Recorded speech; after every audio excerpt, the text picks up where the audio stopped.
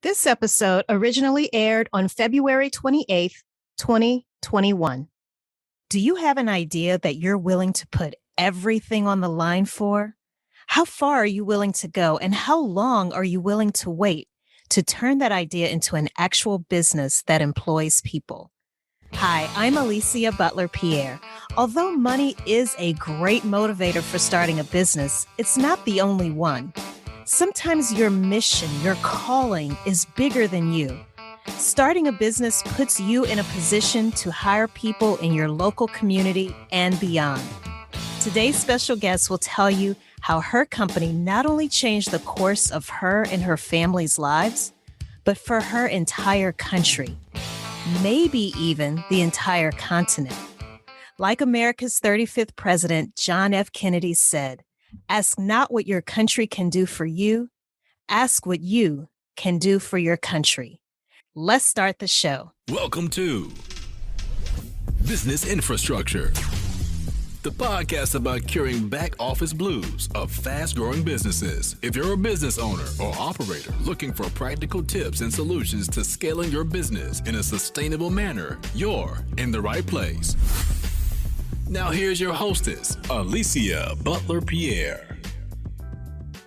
This episode is brought to you by Equilibria Incorporated. Scale your fast-growing business with less pain by hiring the right people, implementing the right processes, and leveraging the right technologies. Learn more at eqbsystems.com. That's eqbsystems.com. All right, everybody, we are well into season 11, where the focus is on scaling for the big league. And joining me today from Abuja, Nigeria, is Amal Hassan. In 2013, check this out, everybody. Amal founded a company called Outsource Global. And now, 8 years later, in 2021, her award-winning company is actually known as Africa's leading contact center, not just in Nigeria, but the entire continent. That is quite an accomplishment. And they now employ over 850 people. So Amal is going to give us a behind-the-scenes look at how she accomplished all of this. Amal, welcome to the show. I am so excited to meet you. Thank you very much, Alicia. Thank you for having me. I'm really excited too. Yes, and how are you today? I'm doing very well. How are you? I'm doing well too. Again, just really excited to have this conversation with you, and just to give, for those of you who are listening, to give you some background on how I came to learn more about Amal and her amazing company, Outsource Global. I am good friends with Mariana Roots, and Amal was actually a guest on Mariana's podcast, which is called the Operational Excellence Show. And I was instantly struck by your backstory. Oh my gosh. What a story of perseverance, patience, consistency, and endurance. I mean, all of the things, all of the hallmarks of what it takes to be an entrepreneur. You have done that and then some. And one of the things that really stood out for me, if I recall correctly, you mentioned that it took you 8 years. Is that correct, to start Outsource? Yes. Okay, so I definitely want you to tell us more about that. But before we get into that, Amal, can we first talk about, or can you share with us rather, how your education, your background in business administration led you to a career in technology? Thank you very much. Thank you once again for having me. I'm also very excited to be here. I'm from northern part of Nigeria, a place called Kano. It's a bit of the traditional part of the country. So I grew up there. I attended university. I finished with business admin. I read business admin. I married at a very early age. And by the time I finished university, I was already married with 2 kids. So I didn't know what to do with my life. I did basic computing skills. I kept on thinking, what will I do with my life? Because I wanted to study medicine. And when I was entering the university, I wasn't given what I wanted to study, and I had to settle for business admin. So by the time I finished the university, I really did not know what to do with my life. So I just did basic computing skills. And when I did basic computing skills, I realized that that's what I wanted to do. I traveled to Lagos, that's the southern part of Nigeria, to study MCSE. And by the time I finished, I came back to Kano and we set up the first organized IT training center in northern part of Nigeria in 2003. By 2005, we've trained a lot of IT professionals, and I realized that I'm not changing their lives. They come into the centers, they train in various IT courses, and they go out and there's no job. So I started researching on what I could do to create employment. I looked at India and I realized that business process outsourcing provided millions of jobs to India because the training center that I have is an Indian franchise.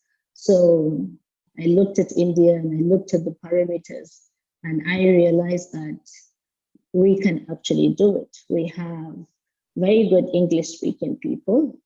We have the right infrastructure. We have very educated workforce. Nigeria graduates at the moment, 1 million graduates every year with different skill sets that can be outsourced to the international market. And I said, why not Nigeria?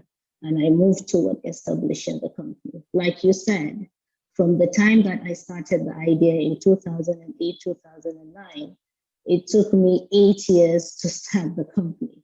I started it 4 times. I changed the names almost 3 times before we went live June 2016. So I founded Outsource in 2013, but we finally went live June 2016. And within 4 years of operations, we're almost getting to 5 now. We have over 850 employees. And we provide different services to companies in the US, UK, Japan, and of course, Africa. We provide different services, Alicia. It starts from customer service and telemarketing. We moved into legal under lawyers in the US to solve actual US cases. We moved into software development as a service. We train medium-skilled developers, and they work based on the requirements of companies in Silicon Valley. We started doing accounting as a service where we take junior accountants, just like the legal services, and they work under senior accountants to actually work on the financial operations of the company.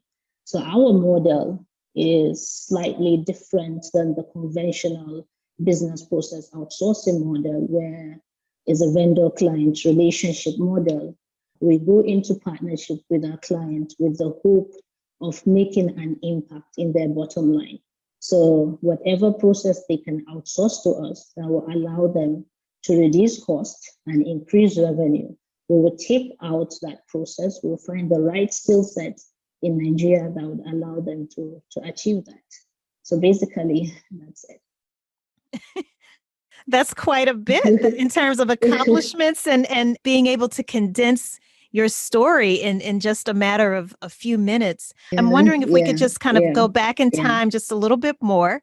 So the story of how you started 4 different times? Yeah. What was that about? Why is it that you started and it failed, or that you started and you had to maybe stop? You couldn't proceed forward? Why the 4 different times? What was going on? Yeah, so Nigeria is actually, when it comes to starting a business, is actually a very, at that time, very harsh environment to start business. There's a lot of government instability at that time. So the first time I started in Kano, the northern part of Nigeria, and I got to 70% completion. So for me to set up a BPO center or a BPO company to compete with the international market, to compete with India and Philippines, I had to start and I had to establish it according to international standard, from the technology to the processes, to the sitting arrangement, to the lighting of where the people are sitting. It all has to be according to the highest standard. That is the only way I see me, or I see the company competing internationally. It comes with large cost of money, large capital requirement. So the first time I started in a government building. I was given 2 floors because of how it will impact in employment, make an impact in the employment of our people. There's a new government, and the government changed the rule of the building to a university, and we all the tenants of the building were actually kicked out. So more or less, So Wow. I had to, yes. So I had to, and at that time I've already started establishing the business, the wiring with the technology and all that. And I had to move to another city and started looking for a new investor. And when I moved to the other city, I had another set of problems. I got to another 70% completion and something else happened. There was instability and there was no understanding with the kind of investments that was coming in. So I had to pack my bag and start all over again. I moved again to another city called Abuja, which is where I am. And then I got to a certain level of completion. I never got to go live. I encountered another problem and I had to pack my bag again. Oh and my gosh. I started all over again. And that's when I went live the 4th time. So we went live June 2016 with an American client. And even after going live, Alicia, you would not believe that after all the hustle of and the huddle of setting the company up according to international standard, getting the right team, I had to bring in experts from outside Nigeria because we've never done this before. I have researched on the business and I had to bring in the best to actually start the management of the centers. Even after doing that, I had no idea how to get an international client, how to convince like an American client to outsource a segment of their business to me. So I packed my bag, went to Washington. I got connected with someone who introduced me to a lot of people. All of them were saying the same thing. You are inexperienced. Nigeria is not a well-known outsourcing destination. How can we move our operations from a well-known outsourcing destination to you in Nigeria? Yes, you have a very good building. You set up with the right technology and the right processes. But you have never done this before. So how do we trust you? Until I got connected to the 15th person. I kept on meeting them one by one, trying to convince them that we can do it. So when I met the 15th guy and I told him, I know I'm inexperienced. I know Nigeria is not a known outsourcing destination. I know Nigeria is not a good brand, but just give me 5 customer service seats. I'll take care of the processes, take care of the connectivity free of charge, and I'll operate free of charge. If you don't like my service, you walk away. And he took a chance and gave me 10 seats. And I came back to the country. I got people with American accents. We started with customer service. I put the right people on the campaign, and within a very short time, we proved everyone wrong. We were given American accent, which is what India and Philippines cannot provide. So it may interest you to know that it is very easy for Nigerians to speak with an American accent because we grew up watching American films. And in Nigeria, the moment you start going to school, you start speaking English. So we have a lot of English-speaking population. So English is like our second language. The moment you start going to school, you start speaking English.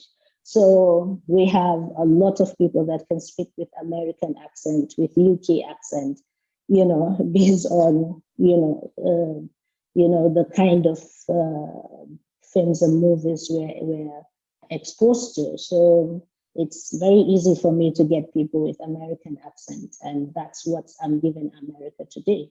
I'm giving America American accent, and I'm giving UK accent. Oh, that's interesting.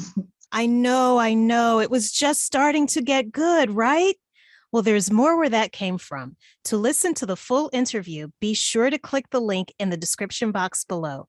Don't forget to subscribe to our channel and click that notification bell so that you'll know when our next episode drops. Until then, keep operating smoothly. Join us next week for another episode of Business Infrastructure with Alicia Butler Pierre.